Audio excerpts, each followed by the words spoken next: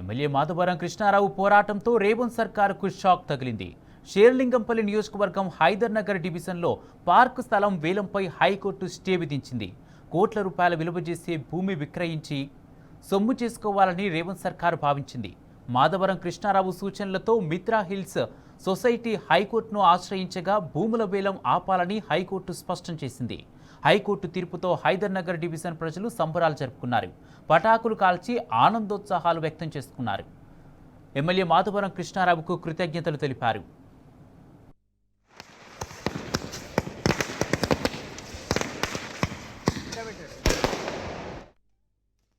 చాలా ఆనందంగా ఉంది.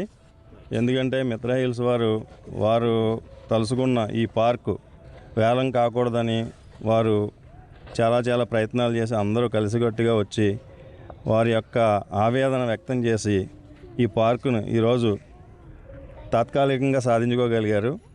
మిత్రా హిల్స్ కాలనీ వాసులది. వీళ్ళు ముందుకు రావడానికి సహకరించిన మన ఎమ్మెల్యే మాధవరం కృష్ణారావు గారు, వారికి ఎంతైనా ధన్యవాదాలు వీళ్ళు తెలియజేసుకోవాలి. మేము అందరం కూడా తెలియజేసుకుంటున్నాం.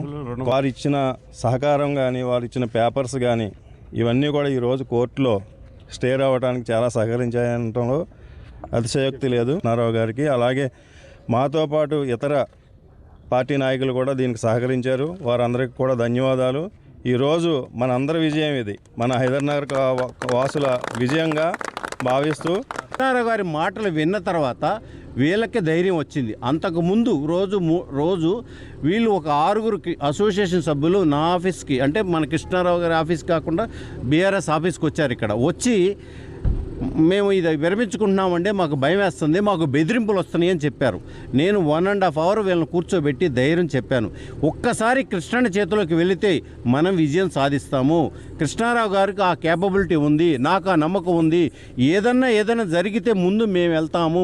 ఎక్కడికైనా సరే ఎవరన్నా మిమ్మల్ని ఇబ్బంది పెడితే ఫస్ట్ మేము వెళ్తాము, మీరు ఉండండి, మా వెనకమాలు ఉండండి అని చెప్తే సుధాకర్ రెడ్డి గారు ఆఖరికి ధైర్యం చేసి చేద్దామండి సండే ప్రోగ్రాం అన్నారు.